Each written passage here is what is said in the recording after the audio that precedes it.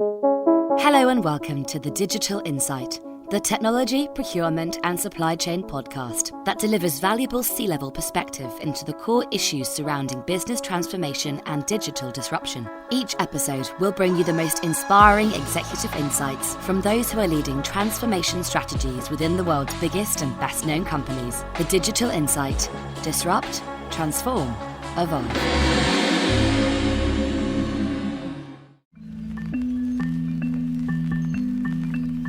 Welcome to part 2 of the Data Transformation Trilogy with Paul Bailo, a leading digital transformation executive. In the second installment, we take a look at change management, 2 words that will either unlock your transformation or block it. Love it or hate it, change management is vital to any transformation. So why is it so polarizing?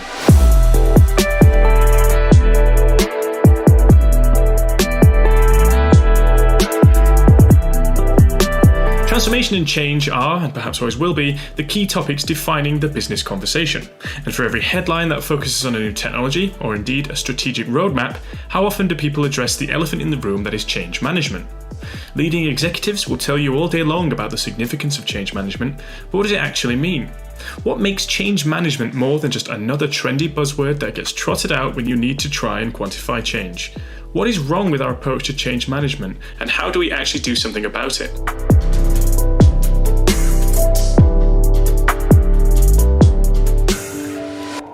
Yeah, so I think you have to really think about what's in it for the person, right? You know, an organization, you have to realize organizations exist because they generate revenue, right?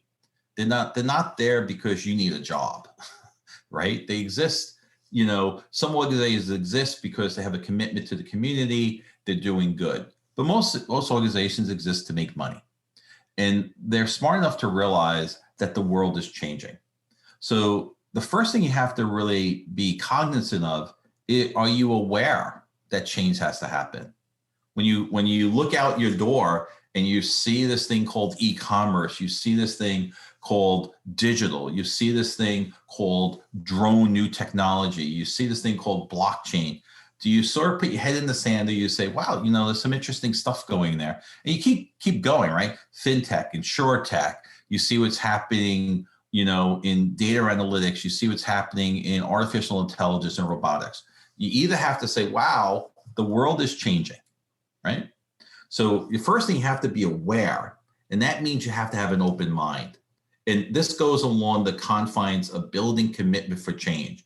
If you're not committed to change, it's not going to happen. I mean, just because I walk in a room doesn't mean I'm going to be successful if I don't realize the culture isn't really on board.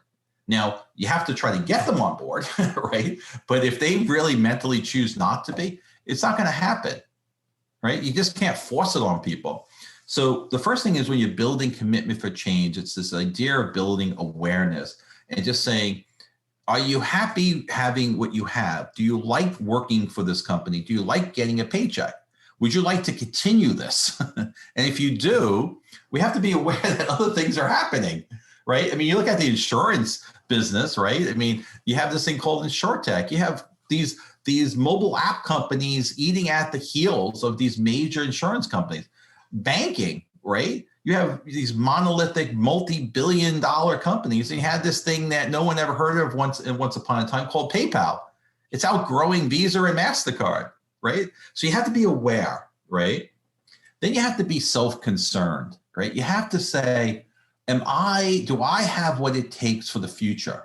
Do I have what I need? Do I have the traits? Do I have the education? Do I have the skill set so that I could harness what I think is happening coming down the pipeline here? So it's really this idea of being aware. It's this idea of being self-concerned that I want to take this company, I want this company to last another 25, 50, 100 years. And then I think you have to try it out. You know, you're at that point where you've come to build this commitment, and now you're sort of at the tipping point potentially, where you could say, wow, this is actually working or not. If it goes one way and you get the acceptance, people are going to realize, wow, this is great. So you have to realize change always started with negativity. No, you can't do that. No, we can't go to the moon. No, there's no such thing as PayPal. No, we can't have electric cars. But there are people who say, whoa, whoa, whoa, whoa, I disagree. I think the change could happen. And then I think once you have acceptance, you have this idea of a champion. And that people don't realize that they were completely against it until they actually were proven the fact that it did work.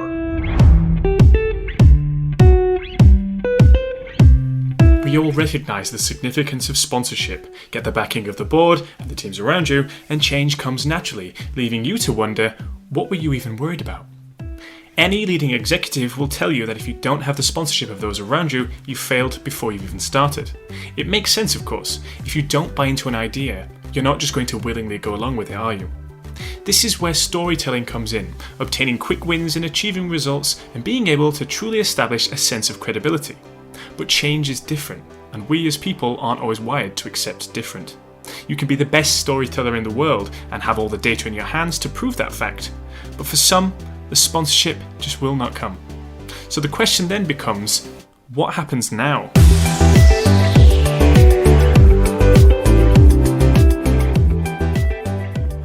Yeah, it depends. That's a great question. So I think if I'm of the belief that you want to ensure your success. So ensuring the success of transformation is really to understand what you're walking into, right? And do they really want to make change? I would say most people talk a good game, but they don't really want to change. They want everyone else to change, but leave me alone, right? So the CEO and the board, yeah, everyone else should change, right? But I'm okay. I'm fat, dumb, and happy. I'm making my money. I'm doing my thing. I get my bonus. But it has to truly be a commitment of change. And you have to make sure that people are emotionally connected to it. So when we talk about data is really the truth teller, because it's not me or you saying we have to change. Here's the data which says that your company will not exist. You're losing clients and they're taking their business other places. And when you look at the new clients you're acquiring, they're less than the people you're losing and they're bringing in less money. So the data basically says you got 5 years of really runway here. You can basically say close the place in 5 years or say you want to be in business. So when we start thinking about change, data is really a critical arsenal that you could use. The facts and the truth are here. The data says you're losing this amount of money. The data says that you're losing this amount of clients. And the data is saying when we look at these actionable insights, here's a solution for you to actually look at. So it's not you or me, Daniel, saying to the organization there's a problem. Here's the data that says there's a problem, right? Now, if people don't want to listen to that after trying to influence them and persuade them, I don't think there's really much more you can do, right? It's either you're going to take the medicine or not, right? So at some point, they're going to call me in. They're going to call you in because the patient's going to be, cold blue, and it may be too late to fix the company. But the smart people realize we have to be thinking about this. We have to be looking at this. But there are projects that fail all the time. One, because there's not commitment. Two, because the people didn't do their homework, right? Really understanding, looking at the data, identifying what the opportunities are. Three, they are all about solving, but not really in the process of bringing people along. This is not an individual game. This is a team effort of really getting the buy-in, getting the messaging right, persuading people, influencing people, getting people to get excited about this, get the wins, and build the movement. If you don't build the movement, it's bound to fail. Now, it doesn't necessarily mean that you have to get the CEO on board, but if you get a group of people together and you start building your tribe of change and you start bringing it out into organization and you're communicating the same message, that creates a movement. It's very hard to dissipate a movement as opposed to just a project. Transformation in the data world is not a project. Like, let's do this data transformation project. It has to be a movement. It's an end-to-end understanding of a new belief of what we stand for and what we need to do in order to make the company survive.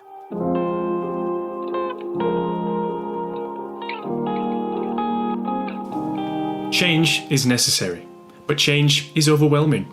An increase in data is an increase in knowledge, and an increase in knowledge is an increase in power, but that doesn't make change any easier. Make a mistake, and the results could be catastrophic, but remain frozen in fear, and you can find yourself falling away into irrelevance. The only way to succeed when it comes to change is to try. But where do you even start?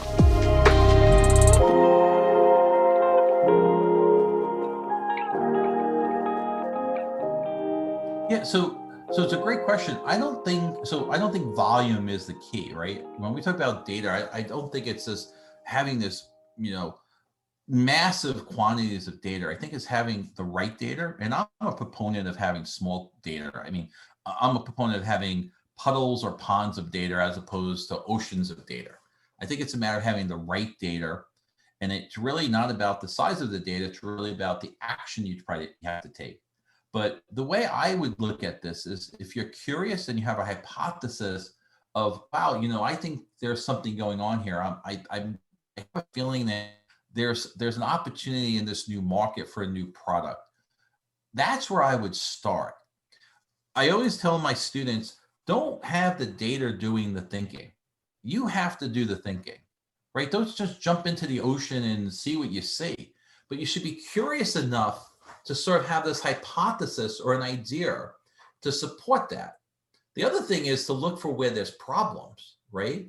And look at, how do you solve these problems, right? There's a whole field coming out of Stanford University called design thinking, right? Design thinking is the ability to take these processes and look at it from a human perspective and have the customer journey and have empathy and have data all combined and build for the customer. That's all about data. But it's not, hey, here's all this great data, let's go build for the customer. It's, here's the customer. What are we doing to our customers? How are they feeling when they're going through our process? How do we monitor this? How do we control it?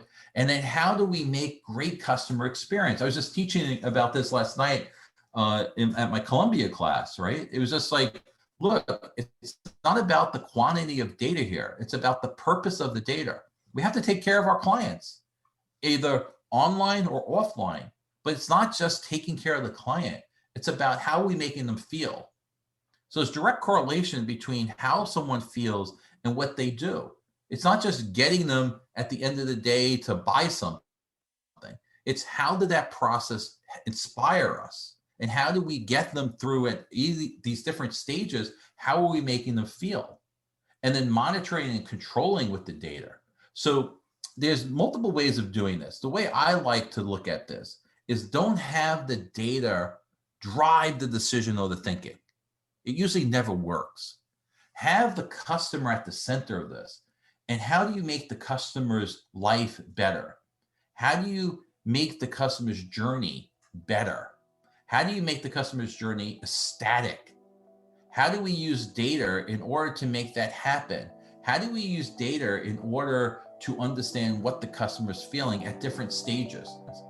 So what we really have to start with is the problem, not with the data. In data transformation, it's not a matter of getting more and more data. It's about using the data in different ways to solve different problems. Change is hard, and while it's not always the number one priority for a business, change is necessary in order to evolve. So if you're about to embark on a change journey and you cast your eye over your organization, your processes, your strategic roadmap, and both your existing and future technology, consider how you're going to get there. Consider the sponsorship that you need, the wins required, and how you can cultivate the culture that's needed in order to embrace change. It's time we reconsidered our love-hate relationship with change management. Join me next time for the third and final part of the Data Transformation Trilogy, where we explore the role of imagination and innovation in building the new world. Thanks for listening, and don't forget to subscribe to the Digital Insight podcast.